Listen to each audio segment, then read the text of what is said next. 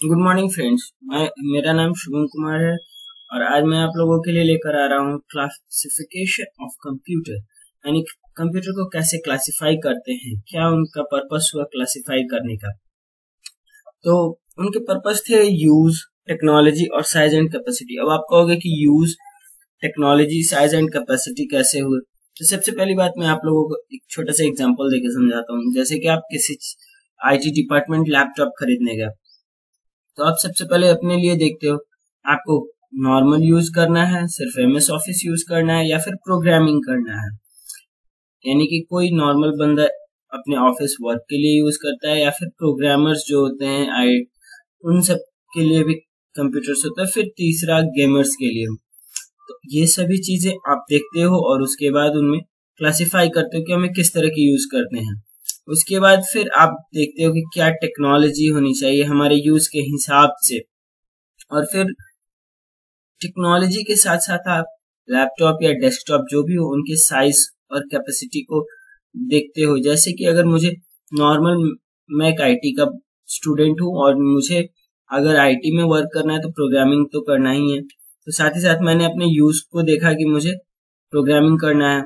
उसके बाद टेक्नोलॉजी मैंने सोचा कि मुझे क्या लेना चाहिए, कि मुझे i3 लेना चाहिए, i5 लेना चाहिए, i7 लेना चाहिए। उसके बाद मैंने साइज एंड कैपेसिटी देखा। तो साइज एंड कैपेसिटी में मैंने नॉर्मली देखा तो मुझे ज्यादा मतलब बड़ा तो नहीं, फिर भी एक नॉर्मल लैपटॉप चाहिए था। कैपेसिटी का मतलब हमारे लिए सबसे अच्छी बात होती है उसमें कि हमें हार्ड डिस्क में मेमोरी कितनी चाहिए, 2 TB, 1 TB, 500 GB और उससे भी ज्यादा। तो ये सभी चीज फिर हम लोग कैपेसिटी में देखते हैं प्रोसेसर i3, i5, i7। उसके बाद हम लोग आते हैं उसमें कि उसमें रैम कितनी है, 2 GB है, 3 GB, 4 GB, 8 GB, इस हिसाब से। बट रैम तो बनते हैं 2 to the power n के बेस पे कि आपके रैम की क्या होनी चाहिए। तो बेसिकली 2 GB, 4 GB, 8 GB इन सब में आ रहे हैं रैम। तो हम लोग ये सारी कैपेसिटी चेक करते हैं। उसके बाद हम लोग उन सब में चेक करने के बाद ही हम कोई लैपटॉप वगैरह लेते हैं या कंप्यूटर डेस्कटॉप लेते हैं या फिर जो भी कंप्यूटर से जुड़ा हमें जो भी सामान लेना हो। तो अब हम लोग देखते हैं, कोई जरूरी नहीं है हमारे लिए कि साइज में हम लैपटॉप या डेस्कटॉप ही लें। साइज में हमारे लिए मोबाइल भी एक छोटा सा कंप्यूटर ही है जिसे हम अपने साथ लेकर कहीं भी घूमते रहते हैं और हमें जरूरत पड़ने पे उससे हम इंटरनेट के थ्रू या फिर नॉर्मली वर्क उस पर हम लोग कर लेते हैं। फिर उसके बाद हम लोगों ने अकॉर्डिंग टू यूज और पर्पस के हिसाब से कंप्यूटर्स को 2 डिपार्टमेंट में डिवाइड किया। पहला था हमारे लिए जनरल पर्पस कंप्यूटर और दूसरा था special purpose computer. General purpose में हम लोगों ने नॉर्मली यूज किया, जैसे कि हमें नॉर्मल यूज करने होते थे, कोई खास वर्क नहीं, मतलब ये नहीं कि हमें रिसर्च एंड डेवलपमेंट डिपार्टमेंट के क्वेश्चन सॉल्व करने हैं, बस नॉर्मल जो हमें ऑफिशियल वर्क्स करने हैं उसके हिसाब से।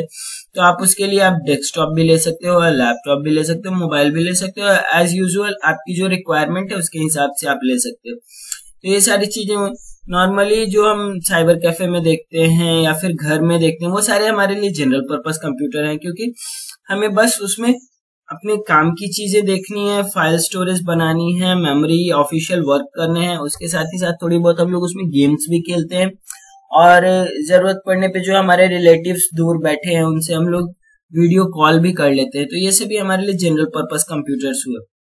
Special purpose computers, special purpose computers को डेवलप करने में तो बहुत ही अच्छा लगा। उन्हें एक स्पेसिफिक टास्क के लिए डेवलप किया गया जो कि नॉर्मल आदमी तो करने में थोड़ा सोचता है।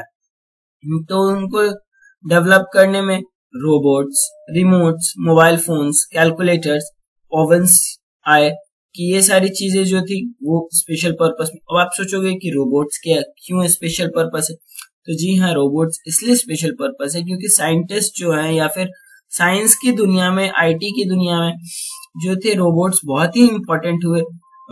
जो ह्यूमन मतलब जो मानव जो काम करना चाहते थे उनके टाइम को लेस कर दिया इन्होंने, उनके बदले ये काम करने लगे।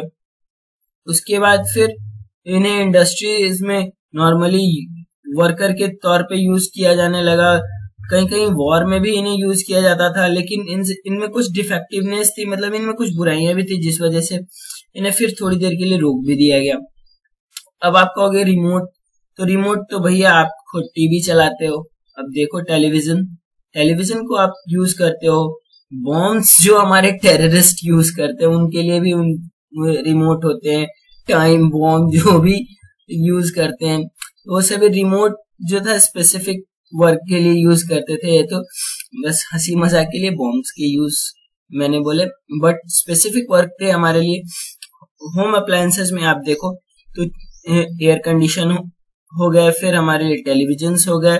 आप स्पेसिफिक कार व्हीकल यूज करते हो, उन सब में आप रिमोट का यूज करते हो। अगर आपको दूर बैठे ही कार लॉक करना है तो आप रिमोट की अब आ रहे हैं जिन्हें आप कुछ दूरी पे ही कीज में कुछ प्रेस करते हो, बटन्स वगैरह प्रेस करते हो, तो वो सारे कार्स जो होते हैं लॉक हो जाते हैं।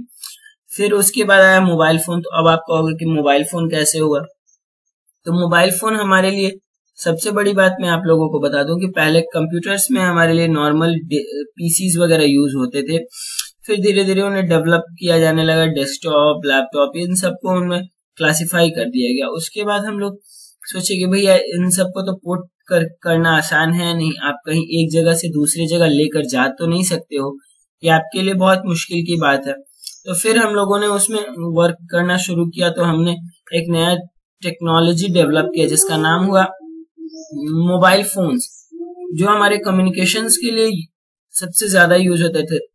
जैसे कि आप कहीं बैठे हो और आपको वीडियो कॉल करना है किसी को, तो आप स्पेशल पर्पस है तो आप कॉल करते हो। आपको ऑफिस से वर्क मिल गया और आप ऑफिस जा नहीं सकते हो, आपके पास लैपटॉप नहीं है, डेस्कटॉप नहीं, बट आपके पास मोबाइल तो है, आप मोबाइल से मेल भेज देते हो और मोबाइल पे ही आप ऑफिस के कुछ काम कर लेते हो। तो ये सारी चीजें हुई।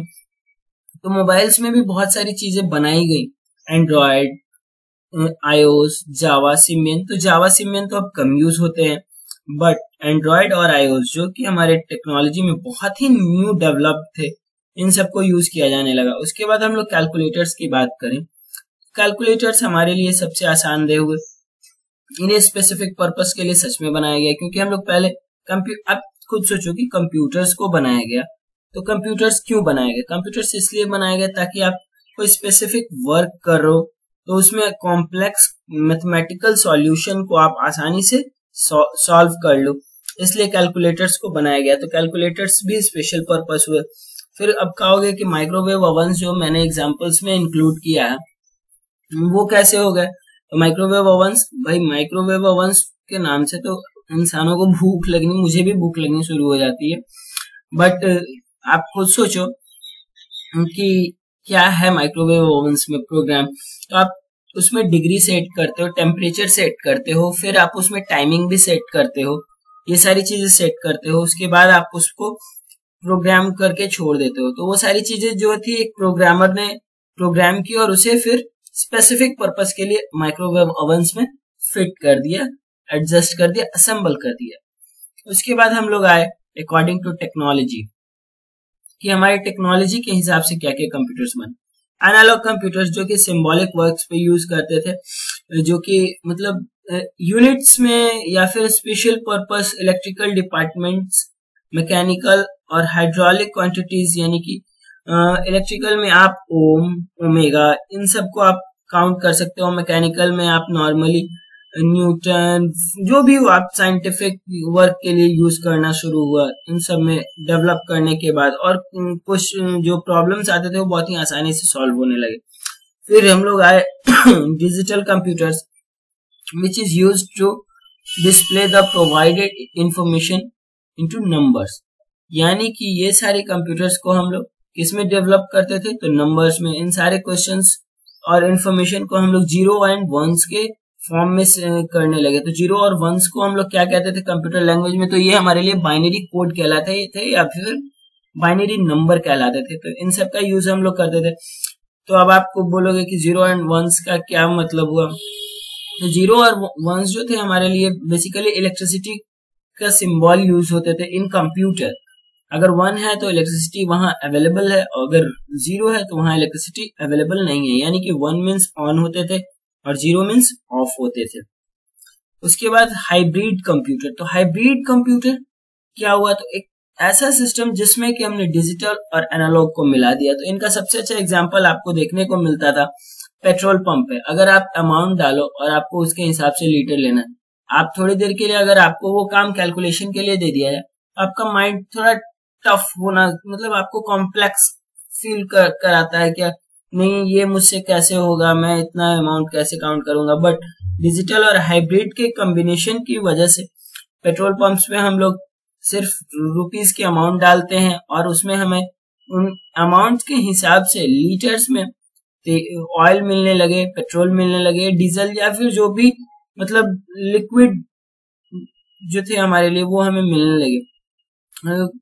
ये इम्पोर्टेंट नहीं कि हमें पेट्रोल ही मिलते हैं, आप पानी कहीं कहीं जाते हो तो वो भी, अब तो इंडिया में तो नहीं बट कुछ जगह है जहां मतलब आप यूज करते हो तो उसमें आपको अमाउंट डालने होते हैं, उसके हिसाब से आपको पानी भी मिल जाती है। और फिर आप देख लो तो आप हॉस्पिटल्स में जो हमारे लिए ऑपरेशन थिएटर में यूज होते हैं या फिर हार्ट बीट को काउंट करने के लिए, उन सब में भी डिजिटल और एनालॉग यूज होते हैं। तो ये थे हमारे लिए आपको डिजिटल कंप्यूटर, हाइब्रिड कंप्यूटर और एनालॉग कंप्यूटर। अगर आपको कोई भी क्वेश्चंस हो, कोई भी डाउट हो, तो आप इन सब कमेंट बॉक्स में जाओ और कमेंट बॉक्स में कमेंट करो। थैंक यू फॉर वॉचिंग, जो आपके लिए आया स्पेशल थैंक यू, और मेरे ITC काउंटर चैनल की तरफ से भी thank you very much for watching this video. If you like then hit the like icon and comment in the comment box and subscribe my YouTube channel ITC yani IT Counter. Thank you very much.